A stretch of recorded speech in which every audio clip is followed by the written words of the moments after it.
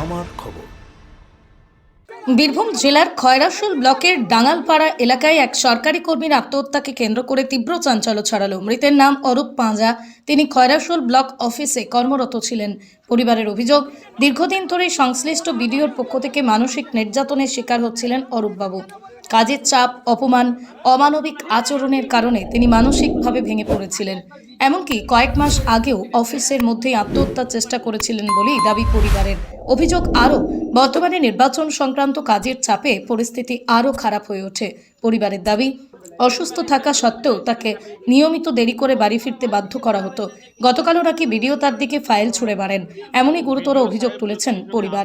এই ঘটনার পর আজ সকালে নিজের বাড়ির কাছে একটি গভীর কুয়োয় ঝাঁপ দিয়ে আত্মহত্যা করেন অরূপ পাঁজা।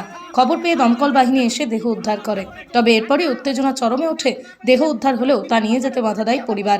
তাদের স্পষ্ট দাবি, অভিযুক্ত বিডিওর বিরুদ্ধে দ্রুত ব্যবস্থা নিতে হবে, তবেই দেহ হস্তান্তর করা হবে। ভিডিও কাল কি করে ব্যবহার করেছে সেটা আমাদের জানতে হবে। আমরা এখানে এসে বলুন আপনাদের সামনে যে কি হয়েছে, ঘটনাটা না বললে আমরা ছাড়ব না। বডি চলো ঢোকা, ভিতরে ঢোকা। ওই ভিডিও স্যার না বলুন বলুন, যা চুপ কর দাও, কি বলুন বলুন। অফিসে ভিডিও প্রায় খয়রাশোলে কাজ করতেন। বড়বাবু ভিডিও প্রায় মানসিক নির্যাতন করতেন। একদিন ওইখানেই ভিডিও অপমান করেছিলেন, দিয়ে ওইখানেই অফিসে সুইসাইড করতে গিয়েছিল। হ্যাঁ, আজ 2 মাস আগে দিয়ে বাড়ি এলো। তারপর বলে নাই সেদিন কিছু ভিডিও গাড়ির ড্রাইভারকে দিয়ে বাড়ি পর্যন্ত পৌঁছে দিল। দিয়ে তারপর আমি সকালে জিজ্ঞাসা করলাম কি হলো, দিয়ে বলে সুইসাইড। বাবা মাকে বয়স্ক বলে বলি নাই তখন, অনেকদিন পরে বললাম।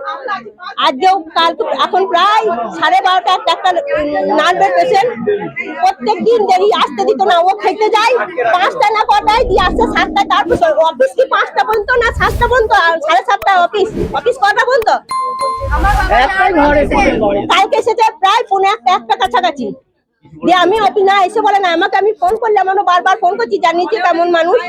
দিয়ে ফোন করছি, তা বলছে বাড়ি এখন যাবো না, রাতে থাকতাম না। দিয়ে আমি না হাসলাম। দিয়ে আমি বললাম যে বলছি পরে বলবো তোমাকে গিয়ে, সব পরে বলবো। দুবার মাকেও বলেছে হ্যাঁ ঝামেলা পরে বলবো তোমাদের গিয়ে। দিয়ে একটা সময় বাড়ি এলে আমি দুটো খেতে দিলাম, খাবো না করছিল। খাবারটাও করে নিয়ে এসে খাই না, অন্যদিন খেয়ে খায়। আমি বললাম খাবো না। দিয়ে দেখলাম যে আমি কাল বললাম যে এখানে নমিনেশন ফাইলের দিনে ছিল, এখানে মনে হয় ডিউটি দিয়েছিল, আগে বলছিল যে আমি বললাম কালকে কি তুমি এইখানে থাকবে না অফিস যাবে? না আমাকে অফিস যেতে হবে, তাই বললো। ফাইল ছুড়ে যে মেরেছে, অফিসের কলিগকে ফোন করলাম, বলেছে আমরা কি হয়েছিল, ফাইল ছুড়ে মেরেছে, কাল ঝামেলা করেছে, কাল ভিডিও রাত পর্যন্ত তাহলে যে আটকে রেখেছিল হয়তো। তারপর আর ওর সুগার পেশেন্ট,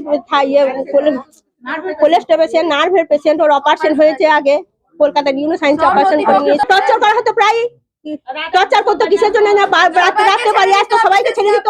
ও খেতে যেত 5টায় না কটায়, টাইম 5টায় টাইম খেতে যার, দিয়ে ও বাড়ি আসতো, তার ফাইল সই করবো তবে আপনি যাবেন। অফিসে সবাইকে ছেড়ে দিত, শুধু বাবাকে ওই 8টা 9টা 9:30 এরকম করে আসতো। তখন ট্রেনে আসতো, তাও আমি বলতাম যে নার্ভের পায়ে ঠিক করতো না। আমরা ট্রেনে স্টেশনে দিয়ে মা ফোন করতো যে আবার আমরা মাকে বলতো মা তুমি বারবার ফোন করো না, জানো তো পেশেন্ট এখনই ফোন ধরতে যাবে, দিয়ে পড়ে যাবে না। আমার ওইটাই শুধু চিন্তা হচ্ছে যে রাস্তাঘাটে হয়তো কিছু পড়ে যাবে। আর এমনি মানসিক চিন্তা সবসময় ছিল। আমরা বিচার চাই।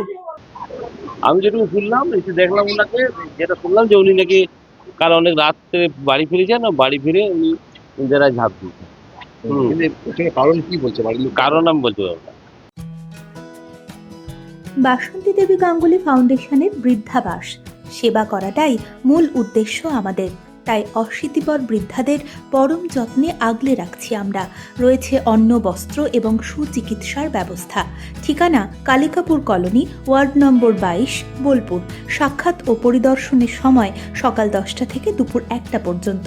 বিস্তারিত জানতে 7063472820 এই নম্বরে যোগাযোগ করুন।